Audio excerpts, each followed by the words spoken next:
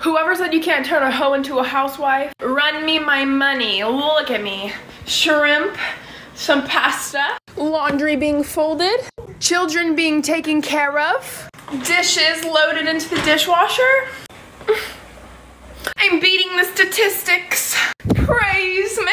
I mean, I also was a teen mom and have 2 baby daddies, but like, everybody has their flaws. In 2010, 27% of children were being raised in single-parent homes, and there's every indication 13 years on that the figure's going to be a lot higher. In my country, Australia, the rate of increase keeps doubling every 5 years. And in both countries, for single-parent households, 80% of the time, it's a mother. On an individual level, I'm not judgmental. Being a parent is not easy, and I applaud anyone who's putting in the effort. But it should not be controversial to say that any rise in single-parent households and single motherhood sucks. If we're a society that has the best interests of children in mind, then this trend is not good. Having 2 loving parents is obviously better than having 1 loving parent. There are practical reasons for that, because when you've got 2 people, it's easier to prevent parent burnout, but it's also 2 different dynamic people to bring their own unique interests to enrich that child's life. For heterosexual couples, it's the masculine and the feminine. Maybe one parent likes reading books and doing craft activities with their children, while the other one likes being outside, hiking in nature, playing music. Children benefit from having a lot of adults around who love them and pay them attention. The nuclear family, as we know it, is already a huge downgrade in terms of what's best for children. We did not evolve to live in the suburbs. We evolved to live in tribes. Back in the day, you'd have children running around with 100 different adults that all know their name. You got mum and dad, of course, but you've also got aunts, uncles, and cousins and grandparents. There would have been a huge variety of social interaction and lots of different attachment figures, and so shrinking that down to just mum and dad was already a huge downgrade. To shrink that even further to just 1 parent, that's a big compromise in terms of what's best for that child. Again, I'm not hating on the individual single parents. That's not what this is about, but I am trying to make the point that as a culture, we're way too blasé about this trend. And honestly, the reason is because we're selfish. Like, that's it. We've gotten way too self-involved. We focus on the happiness, the importance of the happiness of adults and not on children. And that's easy to do because children are small and they're practically voiceless, whereas an adult can assert their needs with a lot more strength. When you look at a couple that's getting divorced, it's very rare to hear the best interests of the child as the prime importance in making that decision. No, it's about what's best for mum, what's best for dad. And look, sometimes divorce is the best option because the relationship is just that toxic and it's not good for the child to be around that. But often mum and dad splitting up is way worse for the child because the parents are just too lazy to actually work through some conflict resolution, to actually seek couples therapy, to compromise a little bit. No, instead we'll just break up the family, force you to go from this house to that house, or even worse, just shut one parent out forever. We have this kind of odious me kind of culture at the moment where we don't value sacrificing for the sake of the people that we love. It's all about me, what's right for me, like living my truth, and I deserve to be happy and comfortable. I mean, it's hard to argue with that, but as an adult, I think you grow to understand that your happiness isn't always the most important thing, that sometimes you have to negotiate and compromise because what's best for you might conflict with what's best for somebody else. And when it comes to romantic relationships between men and women, it just seems to me as though the best interests of the children often get forgotten, or even worse, exploited. One of the worst lines, I absolutely hate hearing this, is that I'm breaking up this relationship. I'm divorcing your father for your sake. I'm doing it for you, for your best interests. I'm giving you a positive role model. I'm showing you an example of someone who values themselves. I'm being a good role model to you to show you what it looks like to be an empowered woman, to put your happiness first. It's such a bullshit rationalization. In so many cases, you're not actually helping the kid by denying him a father. How about instead you be the role model by providing an example of what a mature, responsible adult looks like? Someone who understands that the children are blameless and suffers and sacrifices and works hard for their best interests rather than just selfishly putting your own needs first and then using them as a prop to rationalize your terrible choices. It really disgusts me when women do this, when they can't take responsibility for their own decisions because they're too cowardly, and so they deflect that responsibility onto somebody else. There were some really painful examples of that in my course if you want to see that play out in real life situations with real women. But I understand if so far in the video I might be coming across as a little bit harsh and a little bit judgmental. You know, Alexander, why are you pretending like this is a simple issue? This is very nuanced. I get that, and I understand why the culture is reluctant to bring up the best interests of the children when talking about the dynamics between mum and dad. It's because we're very reluctant to use a mother's love for her children as a reason to guilt and shame her into staying in a relationship that's toxic and abusive. And that's actually legitimate. Like in those individual circumstances where that applies, that's fair enough. I wouldn't want to do that. It would be a really horrible thing to do, to hold a mother's love hostage and say something like, if you really loved your children, then you'd just tolerate this abuse. But at the same time, I am so sick of the narrative that the reason why there are so many single mothers out there is because there is this epidemic of abusive men. At best, it's a massive oversimplification. At worst, it's grossly sexist and wrong. And it's frustrating because it's not even close to being the whole story. This myth that the reason why there are so many single mothers out there is because men are terrible and it's all men's fault has got to stop. All the reasons why men are getting the blame for this, women are equally at fault. So let's start with abuse, the one that everybody talks about. Well, the relationship is too toxic to continue, so we had to split up the family. Okay, yes, that is real, but that is not gendered. You cannot blame that on men. To do so is incredibly sexist. Some individual men, absolutely, but not men as a whole. Women are just as likely to be as abusive as men. They're not special. They're not above it. If you want proof of how abusive and toxic women can be, you should check out my inbox for Hey Hero. Every week, guys writing to me asking for advice on how to handle this awful relationship with a woman who's abusing them. Honestly, some of the stories I've heard will make you feel sick. I know that that's just anecdotal evidence, but as far as I know, there's never been any research to suggest that men are more likely than women to be abusive inside romantic relationships. If anybody's seen a study that would suggest that, please post it in the comment section. Acting abusive towards your partner is not gendered. Both men and women can be absolutely awful. To suggest that abuse inside relationships is a male issue, it's a male problem, is just wrong. It's sexist. And people always point to violence, like, oh, look at the statistics on domestic violence. Look how many women had to go to hospital. Yeah, there are a bunch of scumbag men out there, and because we're men, we tend to be stronger than women, so if things become violent, it tends to be that the woman gets hurt. But what you're seeing there are heavy consequences, not heavy frequency of occurrence. The research shows that in relationships that do feature violence, it's most likely to be reciprocal, which means that both the man and the woman are violent with each other. The research also shows that in the instance that it's not reciprocal, that it's just one partner being violent towards the other partner, it's actually men in the minority. 70% of the time, it's the woman who is violent. So my point is that you can't blame the fact that there are abusive, toxic relationships out there at the feet of men, and that's why there are so many single mothers. For as many women out there who are fearing for their safety and having to get away from abusive men, there are just as many men who are victims of women and having to flee for their own safety. Well, then what about casual sex? What about all these men who are out there having one-night stands and not using protection, not using condoms, getting women pregnant and then just running off? That's men's fault. Nope.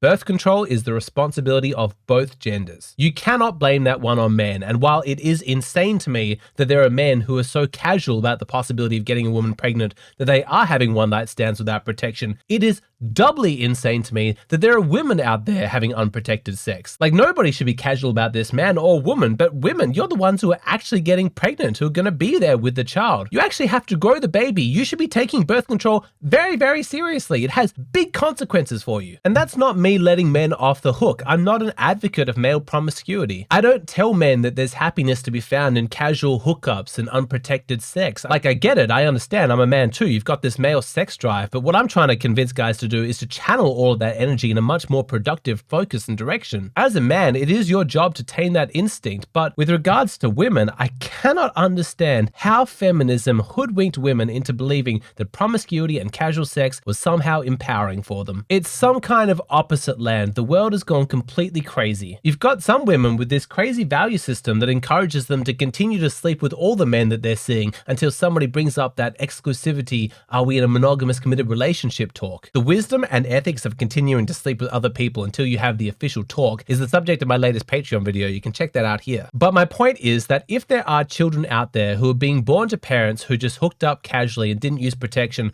that is not exclusively the man's fault. That is equally the woman's fault. If you are absolutely determined to excuse women from any responsibility for the rise in single motherhood and place all the blame on men, the best thing that you can point to are those situations where a man simply can't hack the responsibility and so he leaves. He made promises and he doesn't keep them. The relationship isn't abusive or toxic, he just freaks out at the responsibility and he's feeling selfish, he doesn't want to sacrifice that much and so he takes off. If your ultimate aim is to place the blame on men, those are the situations you should be pointing to. It does take a lot to be a father. You have to be there every single day. You have to show up. You have to protect, to provide, to be a role model. It's a lot of responsibility and a lot of men can't live up to it. It's one of the cruel ironies of our biology that it basically takes no maturity or responsibility to create children. Anybody can have sex, but the consequences of that sex in terms of creating new life requires an enormous amount of responsibility. So yeah, there's a bunch of immature men out there who are having sex, creating children, but are not taking responsibility for them. So in terms of blaming men for the rise in single motherhoods, I do find that to be the most convincing point, but the story doesn't end there. Firstly, I think that there's a cultural reignition of interest in what it means to be a man, to be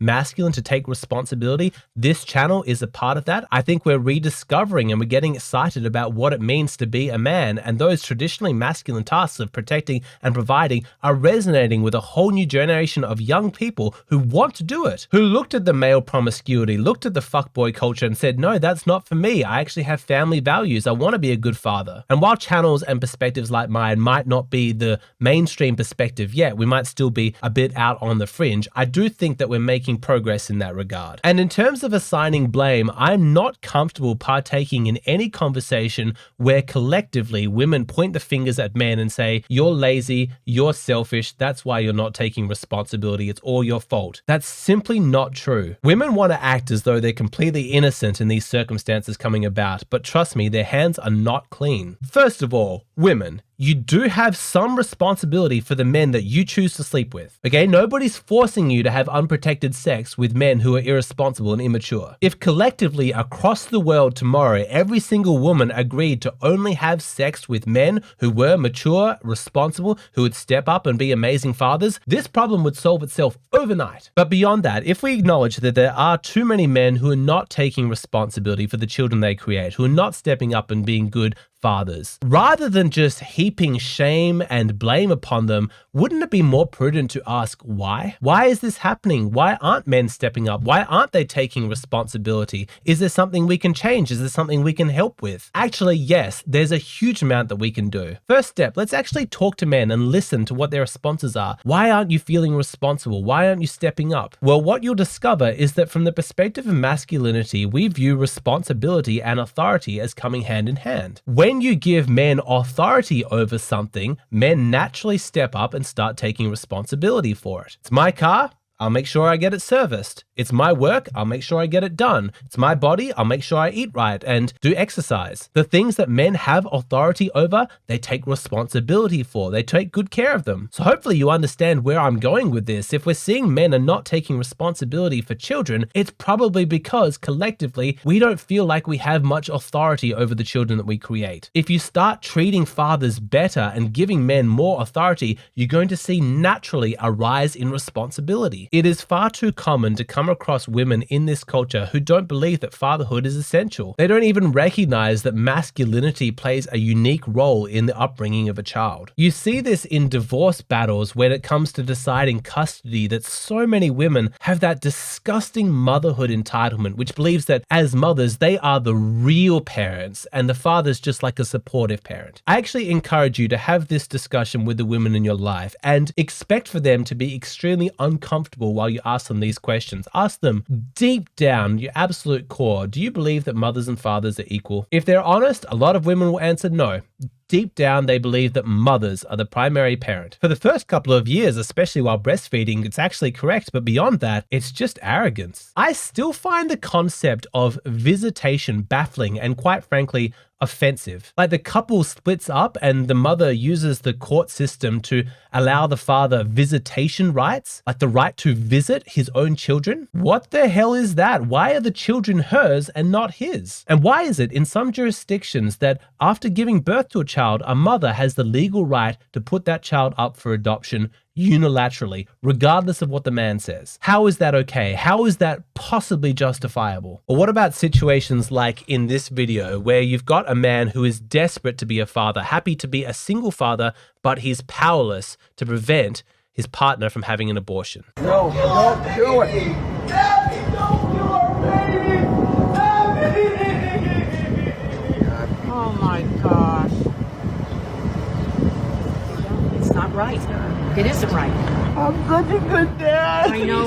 Men who are desperate to be fathers, willing to be a single parent, willing to do anything, and they're completely powerless. Now, I can understand it is her body, and it would become very problematic if you allowed for men to start, dictating what she's allowed to do, like forcing her to carry the baby to term. Legally, I get that that's incredibly messy. But what really stings is the hypocrisy, because there's absolutely no consistency in this. That man has no say legally in whether or not the child gets aborted or not. Whether the child lives is completely beyond his power. He can't make that decision. Yet, if she decides to keep the baby, he has 100% legal responsibility for it in the terms of child support. It's responsibility without authority. If she can choose to abort the child, why don't fathers have the ability to financially abort the child? The message in all of these situations is clear. Mothers are the real parents. Mothers have the authority, not fathers. No respect, no authority, and we wonder why some men might struggle to take responsibility when the constant cultural message is that they don't count, that they're not real parents. But we're not stuck this way. We can change all of this. Tomorrow, we can all wake up and say, you know what, as a society, we need to start putting children's happiness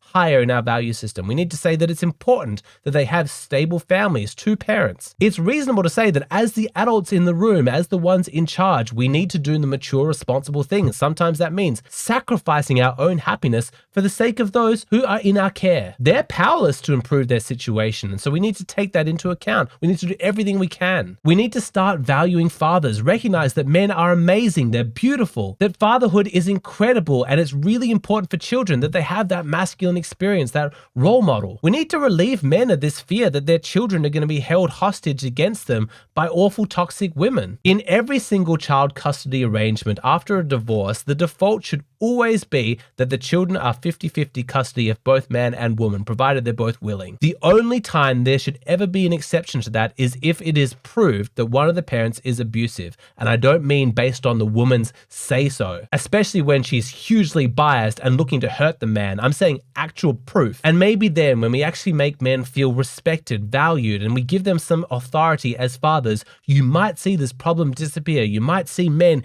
increase their level of responsibility. Then we can actually fix this problem for the sake of those children who deserve 2 parents. Or, rather than actually fixing the problem, we can continue to be ruled by hate and blame. Instead of coming from compassion and looking for a solution, we can just continue the sexist hate train against men. Allow the children to continue to suffer just so women can continue to ride that victimhood high. I mean, it just depends what kind of a society women actually want. Do they want to live in a culture where children are growing up with fathers? Or do they want to live in a society where everything's going wrong, but they can comfortably blame all of that on men? I sincerely mean this when I say, women, if you actually care about your children, I hope you're going to make the right choice.